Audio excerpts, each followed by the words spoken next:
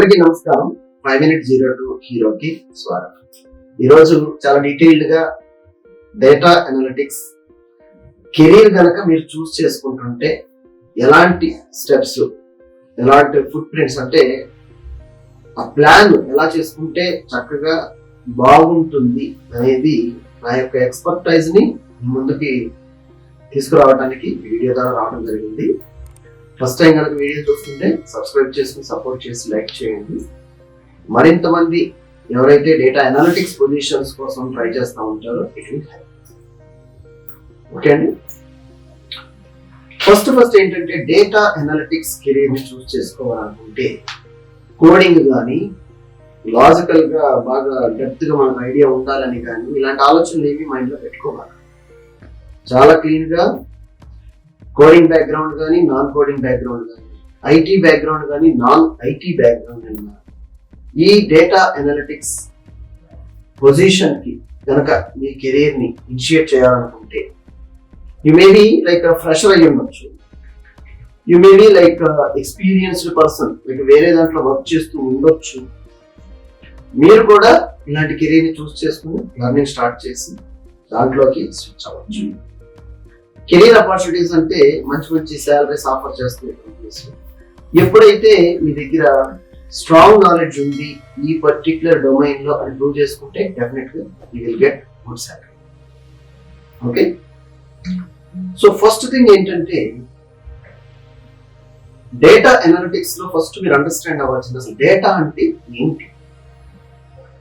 Data అంటే like ఒక school students పేర్లన్నీ రాసుకోవటం, వాళ్ళ డేట్ ఆఫ్ బర్త్ కానీ, వాళ్ళ కాంటాక్ట్ డీటెయిల్స్ కానీ, అండ్ పేర్లు, వాళ్ళ స్పెషలైజేషన్ సబ్జెక్ట్ ఏంటి, ఫీజులు ఎప్పుడు కట్టారు, అంత కట్టారు, అదేవిధంగా వాళ్ళు ఏ సబ్జెక్టులో లైక్ ర్యాంకింగ్ సిస్టమ్, మార్క్స్ ఎట్లా వస్తాయి ఏంటి, ఇదంతా కూడా డేటా కిందకు వస్తుంది. ఒక స్కూల్ సబ్జెక్ట్ గురించి చూస్తాం. అదే మనం ఫినాన్షియల్ సెక్టర్ లో చూసుకుంటే కనుక బ్యాంకింగ్, మన అకౌంట్ ట్రాన్సాక్షన్ స్టేట్మెంట్ ఇస్తే ఈ రోజు ఏం చేసాం, ఫోన్ పే ఏం చేసాం ఏంటనేది డేటా స్టేట్మెంట్ లాగా వస్తుంది. పేపర్ మీద ప్రింట్ రావచ్చు, ఎక్సెల్ మీద రావచ్చు, పీడిఎఫ్ రావచ్చు, ఇదంతా మనం డేటా అంటాం. అయితే ఇలాంటి డేటాని ఎక్సెల్ లో జనరల్ గా మోస్ట్ ఆఫ్ ద కంపెనీస్, అంటే ఒక లెవెల్ ఆఫ్ స్మాల్ స్కేల్ కానీ మీడియం స్కేల్ కంపెనీస్ అన్ని కూడా ఎక్సెల్ లో తీసుకోవడం, స్కూల్స్ అయినా కాలేజెస్ అయినా ఏదైనా సరే ఎక్సెల్ లో తీసుకోవడం, ఎక్సెల్ లో మాడిఫై చేయడం అనేది వీళ్ళకి బాగా అలవాటు. మరి 2000, 10,000 అట్లా ఉంటే డేటా ఎక్సెల్ లో మేనేజ్ చేసుకోవచ్చు, నో ప్రాబ్లం. మరి 10 lakhs, 20 lakhs, 15 lakhs ఇట్లా డేటా పెరిగిపోతా ఉంటే, క్రోర్స్ ఆఫ్ డేటాకి వెళ్ళిపోతుందంటే ట్రాన్సాక్షన్స్ లో, మరి ఎలా కంట్రోల్ చేయటం, ఎక్సెల్ కూడా సపోర్ట్ చేయలేదు. సో అందుకని ఈ డేటా అనలిటిక్స్ కెరీర్ లో కనుక మీరు ఇనిషియేట్ చేయాలనుకుంటే ఫస్ట్ ఎక్సెల్ ని అండర్స్టాండ్ అవ్వాలి. రోస్ కాలమ్స్ కాంబినేషన్ లో డేటా ఎట్లా ఇన్సర్ట్ అవుతుంది, కాలం టైటిల్ పెట్టుకోవడం, రోస్ పెట్టడం, డేటా ఎలా యాడ్ అవుతుంది, తర్వాత దాన్ని ఎలా మోడిఫై చేయొచ్చు, డూప్లికేట్స్ ఎట్లా రిమూవ్ చేస్తాం జరుగుతుంది ఎక్సెల్. అండ్ అదేవిధంగా చార్ట్స్ కూడా మనకి ఎక్సెల్ లో ప్రిపేర్ చేసుకోవచ్చు. పివట్ టేబుల్ అని మన అనలిటికల్ రిపోర్ట్స్ కానీ, అగ్రిగేట్ ఫంక్షన్స్ కానీ ఎట్లా అప్లై చేయొచ్చు. మీరు దీంట్లో ట్రై చేయండి. బేసిక్స్ చేసిన తర్వాత ఎక్సెల్ యూజ్ చేసి డేటా అనలిటిక్స్ లో కూడా మీరు జాబ్స్ కి అప్లై చేయొచ్చు. కాకపోతే శాలరీ లెవెల్స్ కొంచెం తక్కువ ఉండొచ్చు. మరి శాలరీస్ ఎక్కువ కావాలి, దాంట్లో నేను మాస్టర్ అవ్వాలనుకుంటే ఎట్లా? ఇక్కడ లార్జ్ అంటే ఎక్కువ డేటా ఉన్నప్పుడు ఎక్సెల్ మరి సరిపోదు అనుకున్నప్పుడు మనకి ఆల్టర్నేట్ ఆప్షన్ ఏంటంటే SQL బేస్డ్, అంటే స్ట్రక్చర్డ్ క్వెరీ లాంగ్వేజ్ సపోర్ట్ చేసే డేటాబేస్ సర్వర్ ఉన్నాయి. మైక్రోసాఫ్ట్ SQL సర్వర్ ఒకటి, MySQL డేటాబేస్ ఒకటి, పోస్ట్గ్రేస్ డేటాబేస్ ఒకటి, ఫ్రీ. MySQL పోస్ట్గ్రేస్ ఓపెన్ సోర్స్, హ్యాపీగా మీరు యూజ్ చేసుకోవచ్చు, ప్రాక్టికల్స్ చేసుకోవచ్చు. అదేవిధంగా హ్యూజ్ ఆపర్చునిటీస్ కూడా ఉన్నాయి వాటి. ఇప్పుడు అలాగే మనకు మైక్రోసాఫ్ట్ SQL సర్వర్ లో కూడా డెవలపర్ వర్షన్ అని ఫ్రీగా ఇస్తారు మనకి, అంటే డౌన్లోడ్ చేసుకుని ఎక్స్ప్లోర్ చేయడానికి, నేర్చుకోవడానికి పర్ఫెక్ట్ గా సరే. హ్యూజ్ డేటాని మీరు దాంట్లో ఇంపోర్ట్ చేసుకోవచ్చు.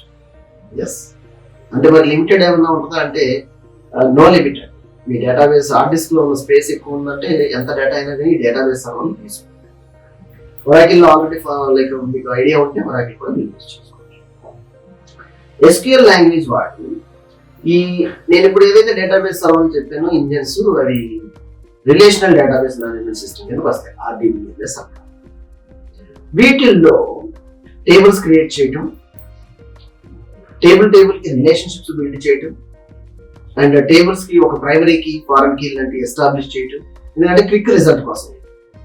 అండ్ SQL క్వెరీస్ అంటారు, అంటే ఒక క్వెరీ రాసి డేటాని గెట్ చేయటం డేటాబేస్. SQL ఏంటంటే స్ట్రక్చర్డ్ క్వెరీ లాంగ్వేజ్. డేటాబేస్ తో ఇంటరాక్ట్ అయ్యి లోపల డేటాను తెచ్చుకోవడం, అంటే డేటా ఇన్సైట్స్ ఏమున్నాయో మనం గెట్ చేసి అవుట్ సైడ్ చూడటానికి ఈ SQL అనేది ఉపయోగపడుతుంది. ఓకే, సో అలాగే ఇవాళ మీకు క్వెరీ రాయటం అంటే కూడా అది కూడా ఈజీగానే ఉంది. ప్రతి డేటాబేస్ లో కూడా GUI అని గ్రాఫికల్ యూజర్ ఇంటర్ఫేస్ ఇచ్చేసారు. సో వెరీ సింపుల్ గానే క్వెరీస్ రాసుకోవచ్చు. అండ్ అదే విధంగా మన టేబుల్స్ క్రియేట్ చేసుకోవచ్చు. మైక్రోసాఫ్ట్ SQL సర్వర్ అయితే ఇంకా ఈజీ, ట్రై చేయండి. హ్యూజ్ డేటా సెట్స్ తో మనం ఆ ఫంక్షనాలిటీస్ చేస్తూ పవర్ BI కాన్సెప్ట్ కనుక మీరు నేర్చుకుంటే, పవర్ BI ఏంటంటే మైక్రోసాఫ్ట్ పవర్ BI డెస్క్టాప్ అనే వర్షన్ ఫ్రీగా మనకు అందుబాటులో ఉంది. దీంట్లో ఎక్సెల్ షీట్స్ ని ఇంపోర్ట్ చేసుకుని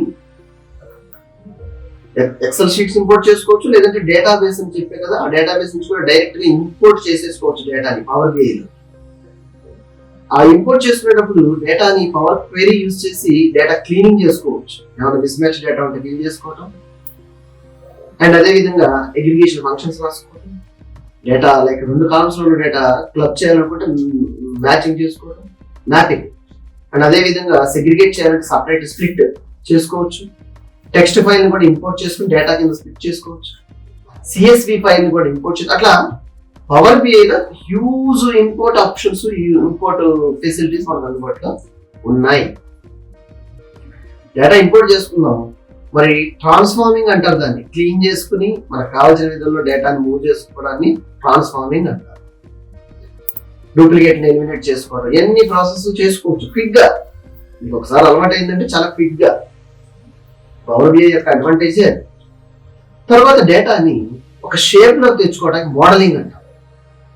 ఈ మోడలింగ్ ఏంటంటే ఎక్సెల్ లో షీట్స్ అంటాం, డేటాబేస్ లోకి వెళ్తే అవి టేబుల్స్ కిందకి వెళ్తాయి.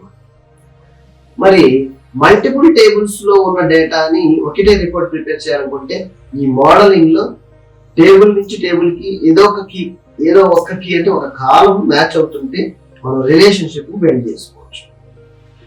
మ్యాచ్ కాకపోయినా బిల్డ్ చేసుకోవచ్చు. ఇట్స్ అ హ్యూజ్ ప్రాసెస్ అన్నమాట. సో ఆ విధంగా మీరు డేటా ప్రిపేర్ చేసుకుంటే బాగుంటుంది. ఒక కాలం అన్న మ్యాచ్ అయ్యేది. ఒక కాలం కనుక మ్యాచ్ అయితే మీకు రిలేషన్షిప్ బిల్డ్ చేసేటప్పుడు ఎస్పెషల్లీ టైప్ ఆఫ్ రిలేషన్స్ మీరు కాన్సన్ట్రేట్ చేయాలి. ఇక పవర్ BI చూపిస్తుంది 1-to-1 relation, 1-to-many relation, 1-to-many, many-to-many.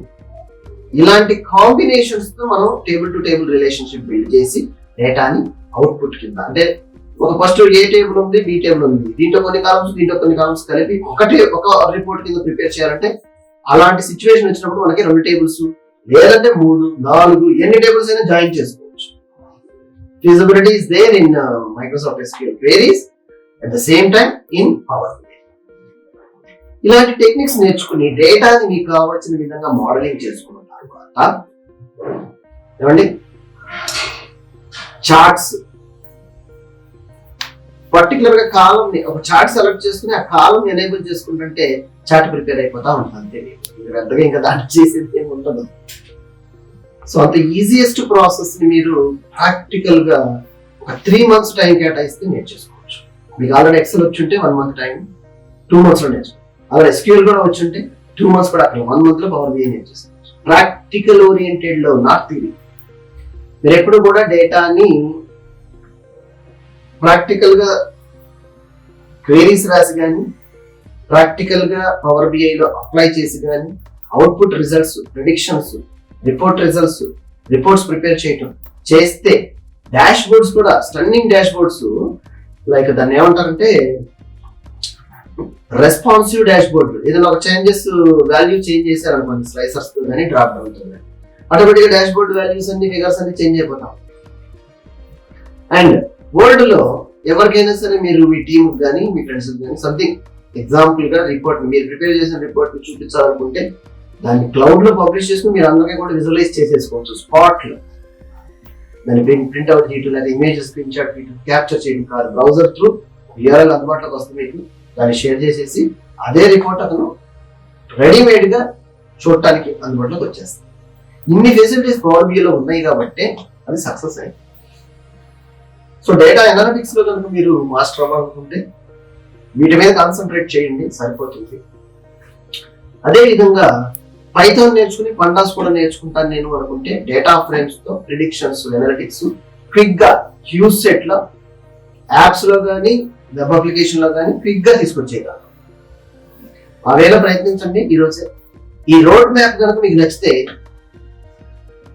ఒక చిన్న కమెంట్, మరిన్ని ఇలాంటి వీడియోస్ మీ ముందు తీసుకురావడానికి నేను కూడా ప్రయత్నిస్తాను. Thank you for